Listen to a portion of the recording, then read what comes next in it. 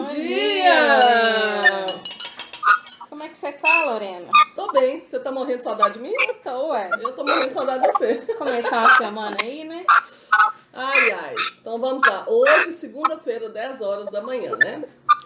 Então, meu povo, hoje nós vamos entrevistar uma prima torta minha, Ah, é? lá de São Paulo. Gente, gostei. Gostou? Gostei disso. Pois é. Mas nós vamos deixar que ela mesma se apresente, né? Porque senão eu vou começar a falar e não vou parar, porque hoje eu tô acelerada no giraia. Hoje você tá. Então, vamos chamar a Miriam Carvalho. Vamos nos apresentar primeiro. Ah, não, peraí, nós vamos nos apresentar. Peraí que eu fiz tudo errado. Se apresente, Alice Portela. Meu nome é Alice Portela, sou engenheira civil de formação, empreendedora e também distribuidora oficial da Dines. É porque eu esqueci que eu tenho 4 profissões, mas eu vou resumir, tá, gente? Bom dia, gente. Meu nome é Lorena Ribeiro, eu sou consultora, marketóloga e distribuidora independente da Junense. E a nossa convidada hoje? Você tá comendo pão de queijo aí, de verdade, Já né? tô, né? Então vamos lá. Miriam, querida, bom dia. Bom dia, meninas. Tudo bem? Tudo bom? É um prazer estar aqui com vocês. Fiquei muito contente com esse convite, né, para esse café aí da manhã com vocês. Estou muito satisfeita e espero poder colaborar aí com vocês nessa atividade bem bacana que vocês realizam. Eu sou fã de vocês. Ô, Muito gente, obrigada. nós estamos internacional em São Paulo. Não é? Como é que tá São Paulo aí, terra da garoa? Chovendo? E aí, então, vou falar um pouco de mim, né? Aham. Meu nome é Miriam Carvalho, tenho 51 anos, sou formada em jornalismo, economia, sou mestre em gestão estratégica de negócios. Recentemente, terminei minha pós-graduação em psicologia positiva. Olha. A gestão em psicologia positiva, trabalho no mundo corporativo há mais de 30 anos aqui em São Paulo e como todo ser humano nesse momento, né, de pandemia, assim, estou vivendo uma série de conceitos, por isso que já tinha entrado nesse curso de pós-graduação da PUC de psicologia positiva, porque eu acho que hoje o capital que a gente tem que lidar é o capital humano, né? Então, a ciência humana sempre me interessou muito e agora estou partindo para esse lado aí, descobrir o lado bom da vida, né? Continuo no mundo corporativo porque sou uma pessoa apaixonada pelo que eu faço. Eu atuo na área de gestão empresarial e dentro desse universo eu estou tentando melhorar para ser uma pessoa melhor, para descobrir o que eu posso estar colaborando, além de só ter uma gestora eficiente, eficaz, o que eu posso estar colaborando com as minhas partes, com as pessoas que eu lido, com a minha comunidade, com o entorno. Então, estou aí nessa luta de buscando ser uma pessoa que possa contribuir mais com o mundo nesse sentido, né? Eu sou uma garota que veio de uma família muito simples aqui em São Paulo. Como toda boa paulista, eu venho de uma miscelânea brasileira, né?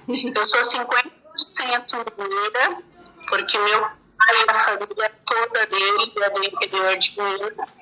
Mas na minha parte materna eu sou assim um pouco baiana, um pouco paranaense, um pouco nordestina, um pouco amazônica, né? Nossa. Então eu tenho mistura. Eu sou uma verdadeira paulista. Porque o paulista se traduz dessa forma, né? Um pouquinho de cada lugar do Brasil e de cada lugar do mundo. Então eu venho de uma família assim muito humilde, mas muito batalhadora, e saiu, largou sua terra de origem, veio para São Paulo fazer a América. Eu vim em São Paulo, eu nasci, tive o privilégio de nascer aqui, e eu costumo dizer que todo paulista nasce com um gene, assim, um DNA um pouco acelerado, e a gente vive esse mundo aqui que é uma loucura, né? Que é uma competição, que eu digo do lado positivo, sabe? Porque eu acredito que as oportunidades aqui em São Paulo são muito grandes, oportunidades de conhecer, de ter experiências, né? Então eu fui aí galgando meu espaço, minha família foi me dando força, eu muito jovem me formei, né? A minha primeira faculdade de jornalismo, me formei em 91, e a partir dessa área, mas eu já tinha um bom cargo na área empresarial, né? E aí eu recebi uma proposta, eu era muito jovem, já entrei para diretoria, eu desde os 21 anos sou diretora, já comando, já faço parte da liderança, né? E aí eu fui aceitando os desafios, fui crescendo, né? Fui contornando. A gente, como mulher, né, sofre uma série de preconceitos nesse mundo, né? Hoje o espaço é muito diferente do que foi lá atrás, né? Do que era 30 anos atrás. A gente ainda tem muita coisa para buscar, muita coisa para nivelar, até em questões financeiras, de reembolso, de valor, né, de trabalho. A gente sabe que tem essa diferença, né? Um homem ainda na mesma posição ainda ganha mais do que uma mulher. Isso está melhorando, mas ainda é um desafio para as mulheres, né? E a gente busca sempre, né, incentivar as colegas a desenvolverem, porque assim, a gente tem muitos desafios como mulher, né? Então a gente tem a nossa atividade, a gente tem a nossa vida, né, afetiva, tem casamento, tem filhos, tem uma série de atividades para desenvolver. E ainda quando você tem uma posição de liderança na empresa, você acaba, né, assumindo outros compromissos fora da hora do expediente. Isso aí é bem complicado para fazer uma gestão. Se você tem um parceiro ideal, uma pessoa bacana, você consegue fazer essa composição, aí a vida fica tranquila, né? E ao longo desse período eu vim sempre desenvolvendo. Depois eu fiz economia, depois de jornalismo, né? Eu fiz economia, apesar de parecer uma área assim, voltada a finanças, não é isso, é uma área extremamente humana, né? Onde você vai ver qual é o desempenho, o aspecto do ser humano, com a escassez do mercado, a escassez das coisas. Depois eu fui fazer MBA, fiz MBA de gestão estratégica de negócios para poder colaborar mais com a empresa. Sim. E aí, recentemente, fiz a psicologia positiva, porque eu acho assim, eu sempre fui muito mais positivamente falando, eu acho que até pela minha religiosidade, ou por minha espiritualidade, assim, para não falar de religião, eu sempre acreditei que se você tiver uma linha assim, positiva, as coisas acontecem de maneira mais efetiva, mais tranquila, mais suave. Você enfrenta de uma forma mais suave, né? Agora você vai parar um pouquinho, porque eu tô querendo fazer perguntas dessas partes. Nossa senhora, tem um monte de coisa aí que eu já quero saber também. Ou você quer falar mais um pouquinho? Porque eu te cortei, né? Você viu. Podemos fazer as perguntas? Claro, deve fazer. Eu falo muito. Eu tô com medo de tudo sabe falando um monte de coisa. Mas foi ótimo que você deu um panorama geral, né? Da sua carreira, da sua família. Então vamos lá. Você nasceu em São Paulo, capital, Miriam? Não, eu nasci em Barueri, Grande São Paulo, tá? É 30 quilômetros do centro de São Paulo, então aqui as distâncias são muito curtas. 30 quilômetros é nada, né? Então, na Grande São Paulo aqui. Eu nasci em Barueri, mas tudo eu vivi na cidade de São Paulo. Então, São Paulo é meu lugar no mundo. 30 quilômetros é ali do Mineiro. Vou ali. 30 quilômetros. Bom, com essa família sua, né, mesclada com outros estados, o seu pai de Minas, né, a família do seu pai de Minas, são quantos irmãos ou irmãs? Como que é? Nós somos em 4 irmãos, né? Uhum. Eu era a filha mais nova, aí minha mãe, como ela tinha se casado muito cedo, com 16 anos, ela casou, com 20 ela já tinha os 3 filhos, e ela veio para São Paulo, né? Ela veio para São Paulo, eu fui a terceira filha que nasceu aqui em São Paulo, e ela trabalhou muito para ajudar meu pai, né? Para eles se fixarem aqui em São Paulo. E aí chegou uma época, ela tinha 34 anos, ainda jovem, ela decidiu ter um quarto filho, porque aí ela tinha a possibilidade de criar esse filho em casa, entendeu? Porque ela trabalhou durante todas as gestações dela e tudo. Então foi minha avó que meio que criou os 3 primeiros filhos dela. Aí ela teve essa opção e ela teve a quarta filha, que é assim, minha irmã mais nova, filha dos 3 irmãos mais velhos. E também teve essa opção, nós somos em 4 irmãos. Uhum. E seu pai é de qual cidade? Aqui de Minas? Meu pai é de Rio Vermelho. É uma cidadezinha bem pequenininha, segundo eu sei, depois de Conceição do Mato Dentro. Tá Nossa, como é que você foi para a raiz da família Ribeiro mesmo, hein? Meu Deus! Já pensou?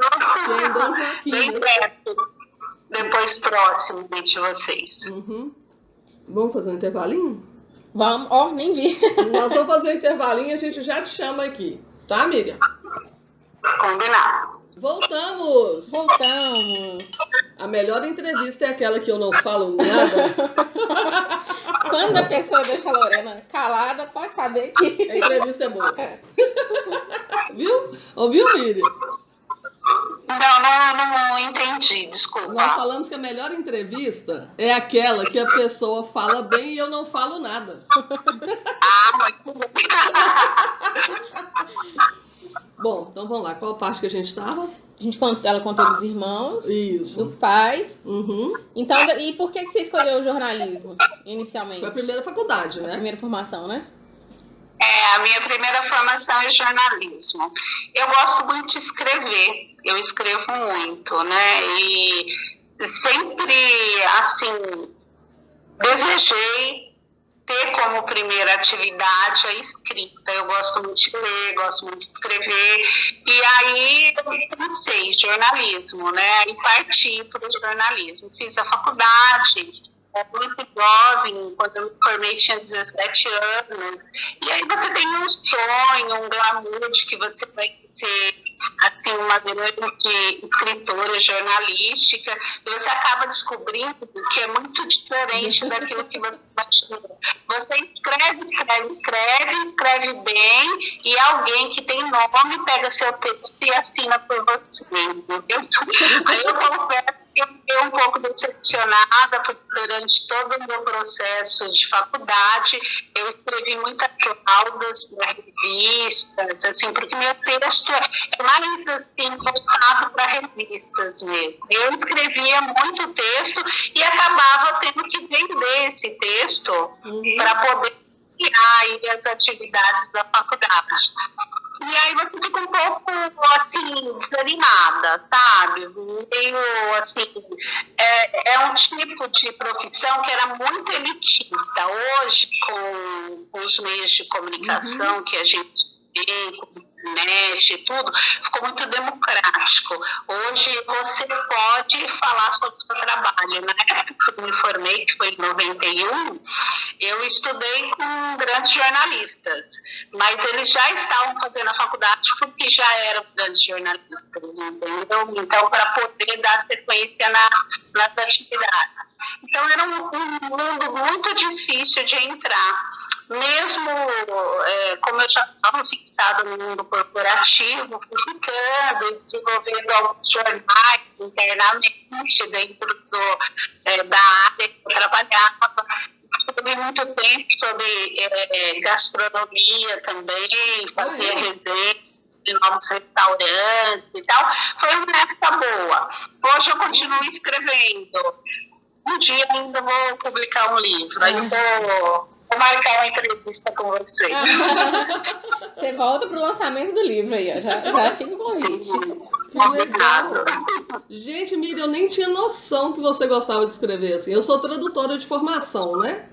Tradutora intérprete. Marcelão é letras e é tradutor juramentado espanhol. Então aqui em casa a gente gosta muito de escrever. Eu também. Eu acho que assim, a escrita é uma grande ferramenta, né? A escrita você deixa ali a história, você deixa registrado. Eu acho que é um grande poder. É através da escrita que a gente poderia e vai mudar o mundo, né? É uma pena, porque eu ainda sou dessa época que eu gosto de sentir o cheiro do caderno, eu gosto de caneta, eu gosto de escrever com a alma, né? Então, a gente está numa transição aí de gerações, de formas, né, de se comunicar e tudo. Eu não sou dessa que sento no computador e escrevo horas. Não, eu gosto do papel e da caneta. Eu gosto da leitura do livro, eu não gosto do Kindle. Então, tudo isso veio para facilitar, mas eu acho que fiquei na geração passada. Eu adoro escrever também, né? Eu formei em engenharia. Eu lembro quando eu fui fazer monografia, eu chegava com aquela monografia enorme e meu professor falava, o que é isso? Os outros alunos a gente tem que espremer para ver se eles conseguem escrever 2 páginas, e eu chegava com um monte de coisa. Aí ele falava assim, quem falou isso? Eu falava, mas isso eu aprendi no curso que eu fiz, não sei aonde, na palestra que eu fui. Mas aqui, minha filha, você não pode falar que você falou. Você vai ter que achar alguém que falou isso antes de você e colocar que a referência é ele. Eu falei, então tá bom. Volta e refaz tudo de novo. Tá certo.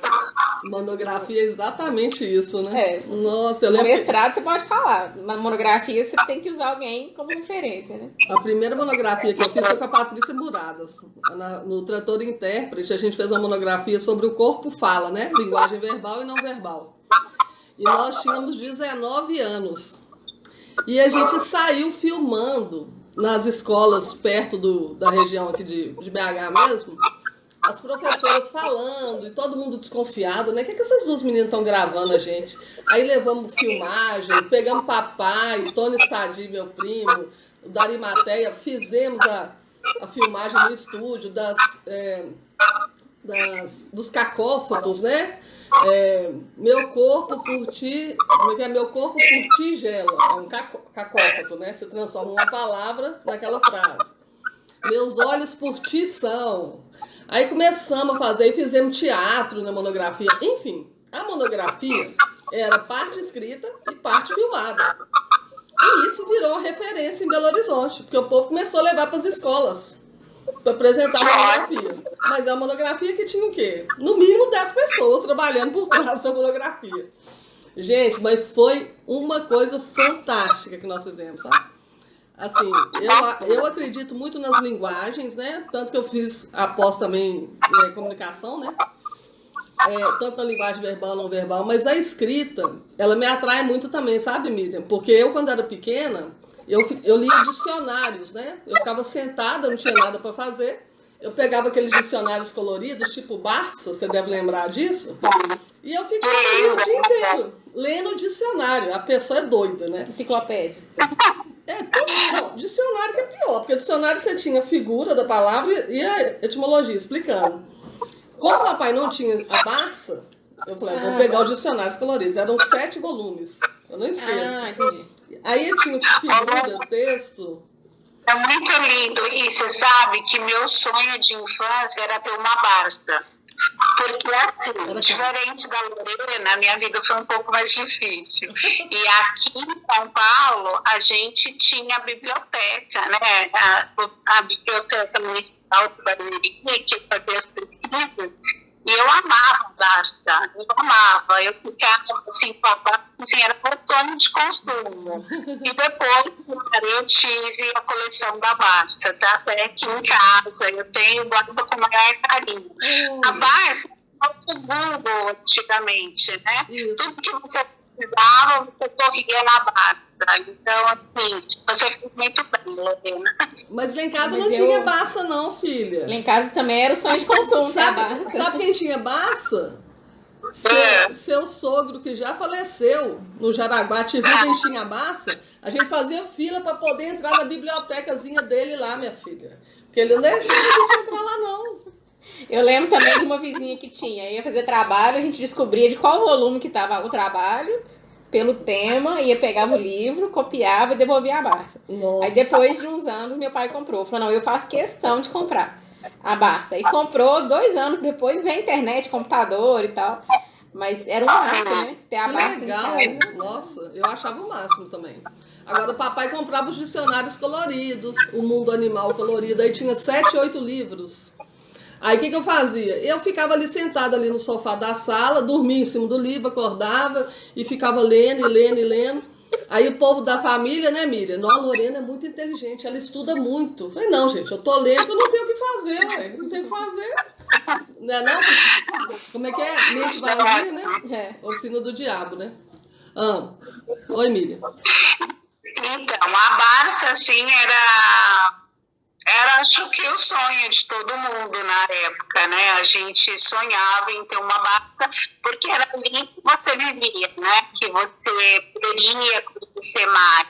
Mas eu adorava também os livros infantis, as coisas, porque a gente tinha poucas possibilidades, assim, a gente vivia num mundo mais restrito, né? Então, era através da leitura que você podia viajar. Pois é. Bom, aí você fez o jornalismo. Igual você falou, sua família tinha uma origem mais humilde, então tudo era mais difícil nas questões financeiras, né? De aquisição de material, faculdade. Você chegou a estudar em faculdade paga, pública? Como que foi? A primeira? Eu estudei na faculdade paga aqui, né? Então era uma questão assim mais complicada. Eu trabalhava durante o dia, né? Trabalhava à noite e estudava à noite, mas pelo meu desempenho, pelo meu desenvolvimento, eu consegui bolsa, né? Então eu estudei sempre bolsista. O que ajudou bastante, né, na questão assim financeira, mas assim era distante, então tinha assim outros custos que acabavam indo complexo, né? Hoje é mais simples estudar. Antigamente até o deslocar era complicado, né? Você não tinha carro, aí você tem que pegar em São Paulo 30 quilômetros de distância, tem que pegar pelo menos uns 4 ônibus para chegar na faculdade. E depois voltar. Eu estudava no período noturno, eu estava das 7h30 às 12h30. Eu chegava sempre bem tarde, acordava bem cedo, ia trabalhar, mas enfim, nenhum sacrifício. Foi, assim, a melhor escolha que eu fiz da minha vida. E tudo sempre pode condicionar a gente num caminho diferente, né? Você não sou assim, contra quem não quer seguir os estudos, porque hoje é um pouco polêmico, né? Sim. Hoje fala, não é necessário ter faculdade, você tem que empreender, você tem hoje tantas possibilidades diferentes. Mas aí na nossa época, o estudo era o que te dava uma possibilidade diferente, né? E eu ainda continuo nessa linha. Eu acho que quanto mais conhecimento, né, você tiver, melhor. Então, independente se é acadêmico ou não, eu acho que você tem que querer conhecer, né? Essa questão que você tocou aí, só para terminar esse bloco, da questão de empreender, não precisar fazer faculdade. Muita gente ainda tem essa mentalidade, mas a gente vê que algumas pessoas estão acordando para a vida, né? Porque, por exemplo, eu até falo muito sobre isso nos cursos e palestras que eu faço.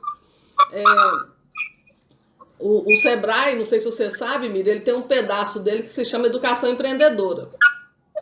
Sim. Onde as crianças, os adolescentes, já começam a estudar em algumas cidades, que eles também atentam a isso, fazem parcerias, para que a pessoa já comece a empreender ali a partir dos 10 anos dentro da própria faculdade. Da escola, desculpa. Do ensino, né? Do ensino, como é que fala? Primário, né? Uhum. E isso é uma revolução para o Brasil hoje, né? Se a gente pensar bem, que até então era esse conceito que você colocou, né? Nós fomos criadas assim, eu e você. Que ou você empreende ou você estuda. Ou você empreende ou você é CLT. Você não pode ter as duas coisas. Ou você é servidora pública ou você empreende, né? E hoje a gente traz o quê? Essa mobilidade de ambientes, né? Você pode ir e voltar, né? Mas muito interessante o que você colocou, essa questão do empreendedorismo, né? Bom, vamos dar um bloquinho aqui, uma separação do bloquinho, a gente já vai.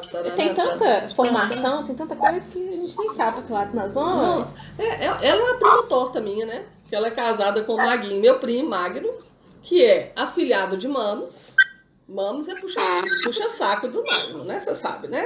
A Wanda é uma querida, a gente ama ela. Bom, ô Miriam, aí nós falamos um pouco da questão do jornalismo, né? E agora, vamos lá. Aí a próxima faculdade que você fez foi economia, não foi isso? Isso, fiz economia. Aí eu fiz economia já para me desenvolver, né, dentro da atividade que eu exerci. Uhum. E também pensando na minha primeira formação, porque ainda continuo amando escrever. E eu sempre gostei muito das questões econômicas, né? Eu gosto da macroeconomia, né? De entender inflação, hiperinflação e essas questões de balança comercial e tudo, que teria muito a ver com o jornalismo também, mas também me deu muito suporte para eu poder fazer a gestão da empresa durante todos esses anos, porque ela se dá um embasamento da macro e da micro, né? A micro é a economia interna das empresas e tal, desenvolvimento, e foi muito positivo para mim, eu acho que me ajudou bastante, me deu muito embasamento aí ao longo da carreira que eu fiz dentro da indústria. Então foi muito bacana depois que eu acabei, para complementar, né, na faculdade, eu fiz um MBA de gestão estratégica de negócios voltada também para essa questão do desenvolvimento industrial, do desenvolvimento financeiro, de como ser mais articulado. Eu fiz esse desenvolvimento, foi muitíssimo positivo, eu apliquei bastante, continuo aplicando, né? Continuo sempre buscando. Uhum. E aí foi realmente para eu fazer uma consolidação da minha carreira aí dentro do indústria. Entendi. Você trabalha na mesma empresa há muitos anos? Trabalho com o mesmo grupo de pessoas há 33 anos. Nossa! Foi basicamente seu primeiro emprego? Não, não foi o meu primeiro emprego. Aqui em São Paulo a gente pega na lida muito cedo. Eu comecei a trabalhar com 14 anos. Entendi. Eu fiz algumas coisas antes, assim, mas basicamente foi assim, o primeiro grande emprego, dizendo assim, né? A nossa geração, Lorena, era daquela geração que pensava, vou prestar um concurso no Banco do Brasil e ficar, fazer minha carreira lá. Ou não, eu vou entrar numa empresa, eu entrei como telefonista, e hoje eu sou diretora, acionista da empresa, e assim, fiz toda a minha carreira lá, entendeu? Então, estou há 33 anos. Hoje, os meus pares que trabalham comigo se assustam, falando, escuta, como você consegue 33 anos no mesmo lugar, né? Então, eu fiz minha carreira e segui, tô bem feliz. Continuo ainda bem satisfeita. Consegui superar, é claro que a gente tem vários momentos, né, assim, de dúvidas, de querer mudar, mas tem uma frase que eu não sei exatamente quem é que fala, quem citou ela, mas é assim, descubra algo que você goste de trabalhar e você nunca mais precisará trabalhar. Uhum. Então, para mim, esse período todo sempre foi um grande aprendizado. Eu tenho prazer quando chega segunda-feira. Eu não fico com aquela depressão do Fantástico.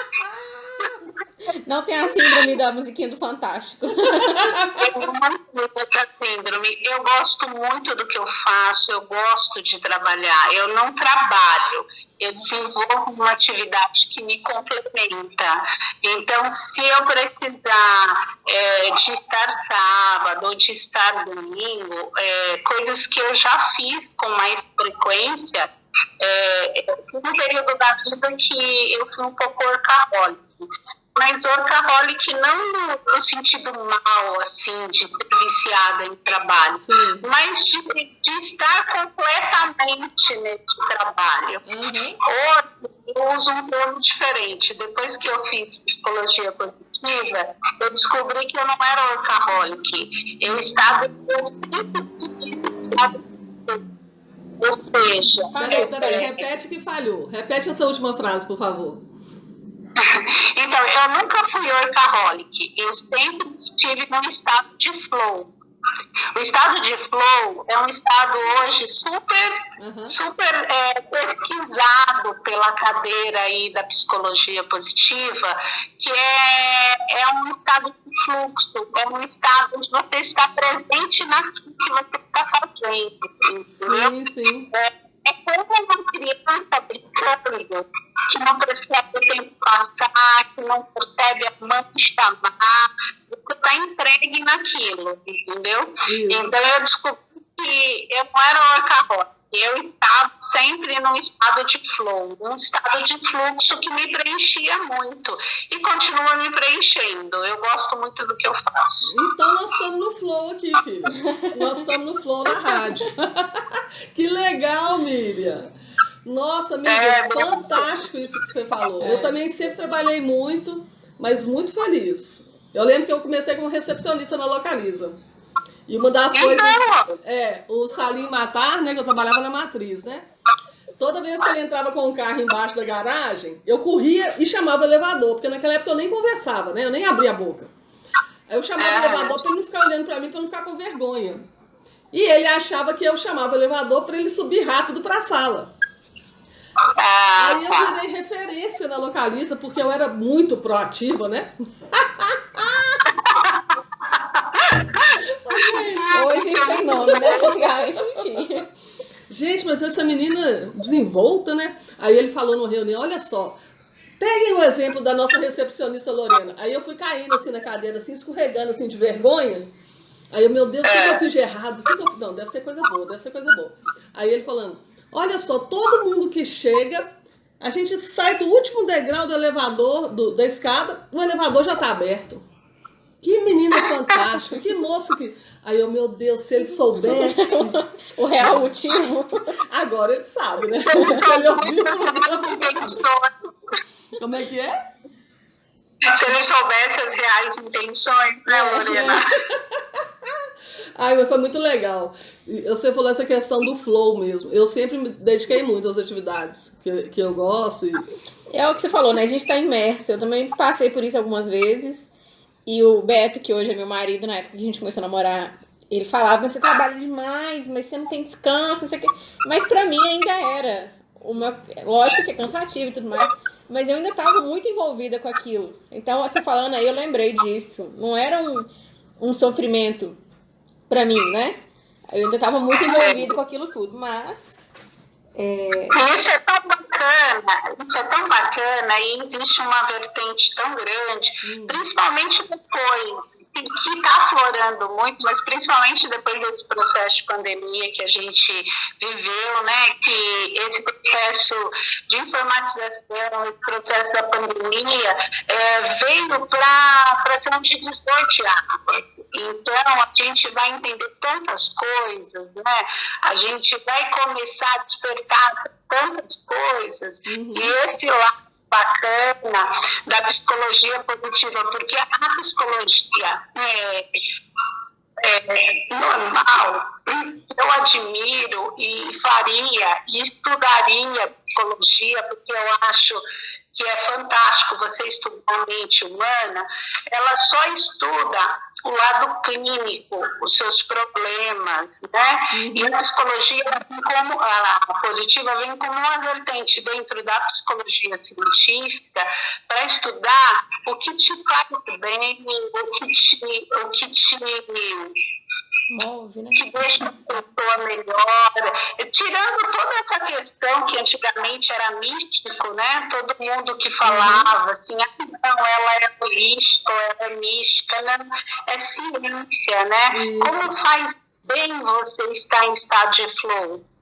Excelente, a gente vê que tem a síndrome de burnout, que a pessoa fica frustrada por trabalhar e não está feliz, mas a gente tem flow que tem muita gente feliz com o que está fazendo. Então, a grande busca do ser humano hoje vai ser buscar o que te faz bem, como você pode contribuir, né? Porque cada um tem uma competência, cada um tem as suas habilidades, e você pode contribuir para o mundo e ser feliz. Não tem que ser um fardo o trabalho, né? O trabalho tem que ser uma coisa que te faz bem também. E você falando isso, eu pensei muito, juntando com o que você falou do estudo, né? Até a minha geração, a gente foi criado assim, não, você vai estudar, vai terminar o ensino médio, vai fazer uma faculdade. Meu pai falava assim, eu e minha irmã, quero vocês duas formadas na faculdade. O que vocês vão fazer depois fica, né, a cargo da consciência de vocês. E hoje, a gente vê que quebrou um pouco essa questão de ter o estudo, como fala? Oficial, não tem outro nome, estudo formal até... E a gente vê tanta gente se desenvolvendo, né, sem não necessariamente tendo que ir para a faculdade, buscando conhecimento de outras formas, de outras fontes, né? Isso eu acho que ajuda as startups, né, que aparecem hoje aí. Eu acho que essa mudança também ajudou um pouquinho, né, a libertar um monte de gente de ter que esperar esse conhecimento formal e depois trabalhar, enfim. Isso mesmo, abriu um leque de opções, né? Muito. A gente, até 10 anos atrás, a gente ficava estudando a desigualdade social, a desigualdade financeira, e a gente tem que perceber que a gente está assim, num ponto onde vai mudar muitos paradigmas, porque assim, o que existe no mundo é uma grande desigualdade de informação, de conhecimento. Então, os acessos eram muito difíceis. Então, a internet, a informática, ela vem, a gente está vivendo a história, isso que é muito bacana. Daqui a pouco a gente vai perceber que a gente estava vivendo um momento histórico, porque a informática, ela vem aí para democratizar a informação, né? Então, assim, para dar muitos acessos, ainda existem dificuldades, existem, mas a gente evoluiu nesses 10 anos, porque o mundo não evoluiu em 100. E nos próximos 10, quando a gente estiver observando esse momento que a gente está passando, a gente vai perceber que houve uma democratização muito grande da informação. Depois, claro, tem muitos pontos, né? É verdade, não é verdade, essa informação é verídica, não, mas são questões que vão ser superadas, né? Mas essa democratização da informação vai permitir que as pessoas tenham mais acesso. Então, essa desigualdade social vai mudar muito. Se vocês perceberem, a gente já vê isso. Antigamente, até aí no mundo, pegar um exemplo básico, né? No mundo da celebridade. Quem fazia celebridade? Só a televisão, só os empresários, só as grandes corporações. Se você era um cantor, você tinha que conseguir chegar no empresário ideal, você tinha que fazer uma série de coisas para poder se lançar. Hoje, você se lança sozinho e você pode ser um sucesso, né? Então, essa democratização é muito importante, né, na vida. Então, a gente vive aí um momento histórico. Tá certo que desde os 2 anos de pandemia, eu falo para minha irmã, estou cansada de viver história, eu preferia só ler mesmo.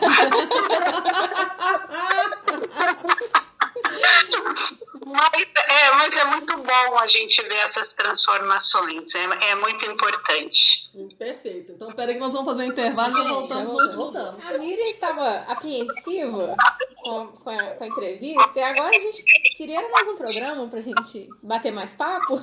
Eu tô fazendo a dancinha aí pra quem não tá vendo. Tchan, tchan, tchan, tchan, tchan, tchan, tchan. Bom, o negócio é o seguinte, a moça é culta demais. Eu não sabia que eu tinha uma prima culta assim. Ela é culta, é humilde, gente boa, né? Começou do zero, trabalha desde nova, 14 anos. Pega aí, galera. Fez faculdade cedo, formou com 21 anos. 21 anos você formou? 21. Primeira faculdade, formou com 21 anos, Alice. Espera aí.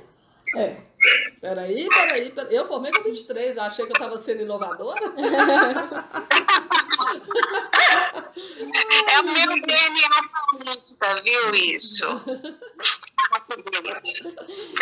Bom, Mir, eu queria saber desse mundo corporativo, você falou das diferenças salariais e tudo mais. Você passou alguma dificuldade grande em relação a isso, em relação a ser mulher, ter filhos? Como que foi essa parte para você? Olha, eu não tive grandes desafios, assim, grandes dificuldades, desafios sempre tive, mas assim, grandes dificuldades, porque eu sou uma pessoa muito, a palavra me fugiu aqui, mas eu sou muito crítica, sabe? Eu sou muito crítica a mim também. Então, isso acaba me desenvolvendo em muitos aspectos.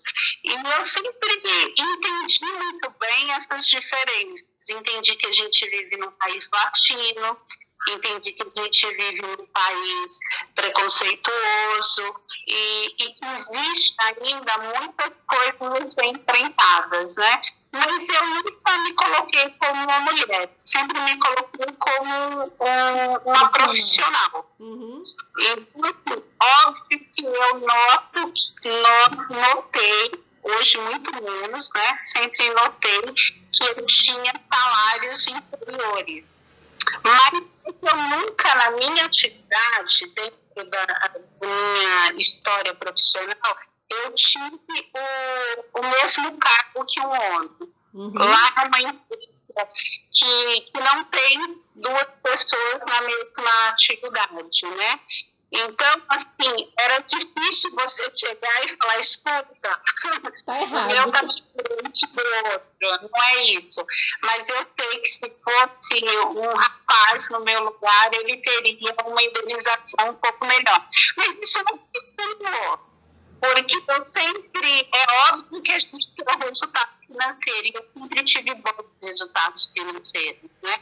Assim, tanto médica em geral, mas eu sempre me desafiei como profissional, como pessoa. Eu nunca me deixei colocar assim, olha, a Miriam é mulher, então a opinião dela vale um pouco menos. Não, eu sempre fui capacitada até para ser uma das melhores opiniões do nosso grupo lá. Eu sempre me forcei mais nesse sentido do que querer reivindicar diferenças salariais. Até que você chega num patamar que depois a questão financeira ela é um segundo plano. Porque quando você trabalha, você tem tipos de pagamentos diferentes, né? Você tem o seu ordenado, o seu recurso salarial. Isso conta muitíssimo, né, gente? Não é que eu tô falando que não importa, conta muito. Mas depois você tem o desafio, você tem que ter mentores para você aprender, você tem que ter network e você tem que ter desafios. Então, a sua remuneração é muito maior do que financeira. E eu sempre tive essa possibilidade. Eu tenho um grande mentor, que é uma pessoa que me ensinou tudo. Tudo até em questão de ética, uma pessoa que eu admiro muito. Ele tem hoje 73 anos, eu trabalho com ele até hoje. Então, assim, é uma pessoa que sempre me ensinou muito e sempre me incentivou muito. Então, como ele tinha essa tendência crítica, eu aprendi muito com ele e eu fiquei muito crítica nesse sentido, né? Então, os meus desafios dentro da profissão foi esse. Quando eu casei com o Magno, que é o primo da Lorena, que é assim, eu sou uma mulher muito feliz, muito bem casada. Quando falar isso, meus amigos, pelo menos na minha geração, falam assim, você fala que você é muito bem casada, Não, eu acho que uma mulher completa é uma mulher realizada em todos os sentidos. Eu estou, assim, muito bem casada com uma pessoa cheia de defeitos, e eu também com muitos defeitos, mas eu sou muito bem casada porque a gente tem uma cumplicidade, a gente tem um caminhar junto, a gente tem uma história, tem um desenvolvimento, tem uma família linda, um filho querido, a gente tem essa cumplicidade. Então, assim, eu estou muito bem casada.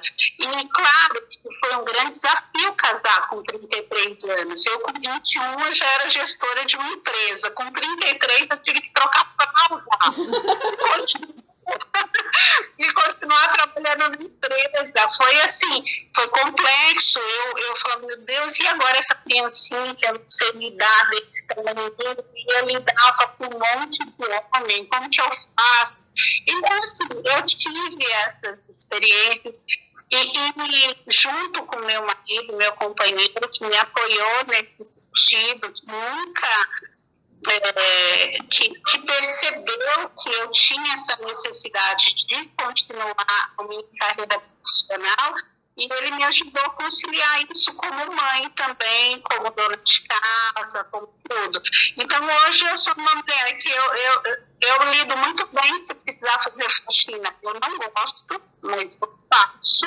Se precisar cozinhar, eu cozinho com muito prazer.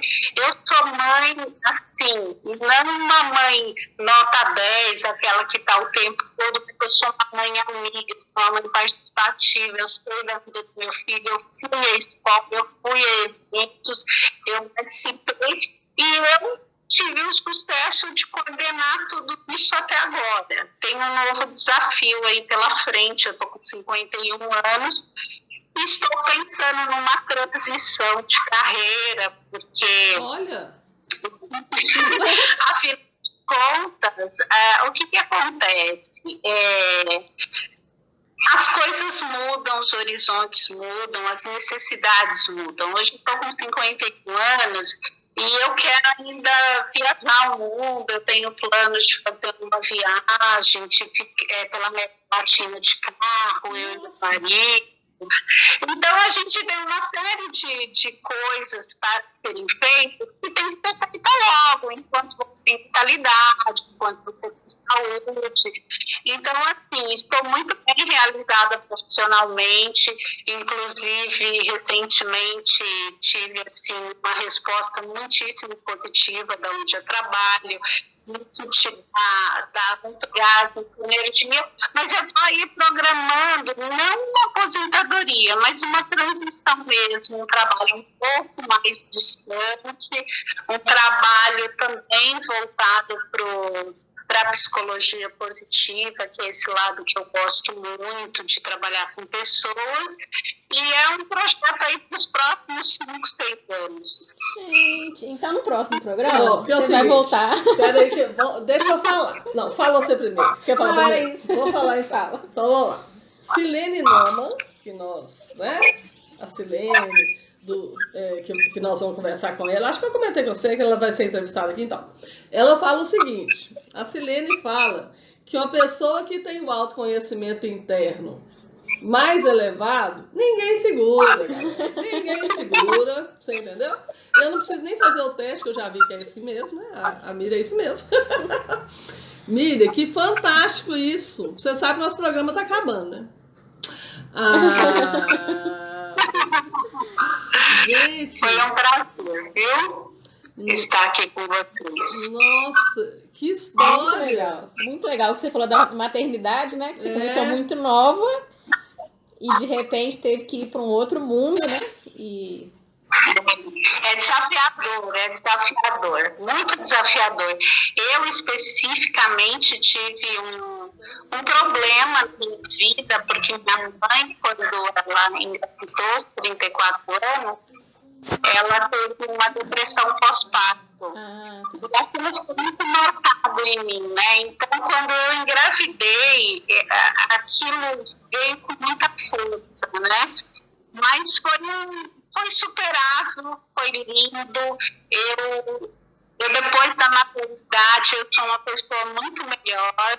Eu acho que a maternidade, ela complementa a mulher. Óbvio que eu respeito também as pessoas que têm a opção de não ser mãe, mas eu acho que uma das missões básicas das mulheres é ser mãe. Porque a maternidade, ela dá um sentido muito grande para a vida da gente. E, assim, foi fundamental na minha trajetória. Sou muito feliz por ser mãe, sou muito realizada em ser executiva, sou muito bem casada e muito feliz. Pronto. Como diz Lorena professora, pronto. Lorena professora, pronto. Deixará. Bom, muito legal, Miriam. Adorei conhecer essa história. Transição de carreira eu não sabia, hein? Isso é uma história já planejada. Você vê, eu sou muito metódica, eu vou planejando os passos, né? É uma questão aí planejada, tô já iniciando uma segunda pós aí, para trabalhar na área. Pessoal gosta da pós. Incrível. Muito bom. Bom, Miriam, nós vamos fechar aqui com os nossos contatos. Se você quiser deixar seus contatos também, você fica à vontade, tá? Que aí a gente vai finalizando o programa agora. Então, vamos lá. Meu nome, como todo mundo já sabe, é Lorena Ribeiro. Vocês vão me encontrar no Instagram com @Lorena Ribeiro Nogueira. Meu celular é 319-8749-0181. O meu Instagram é @Alice Portela Rocha. E o telefone é 98857-5696. Miriam? Tá, meu nome é Miriam Carvalho, só que em São Paulo, meu Instagram é muito humilde, @Miriam, Tuca Miriam. Vocês me acham por lá. E depois eu vou ter um Instagram profissional e eu divulgo para vocês. Ó, o coraçãozinho, prima querida. Valeu. Não, foi bom demais. Nossa, adoramos. Muito obrigada. Então tá bom. Até o próximo. Até o próximo Café Delas.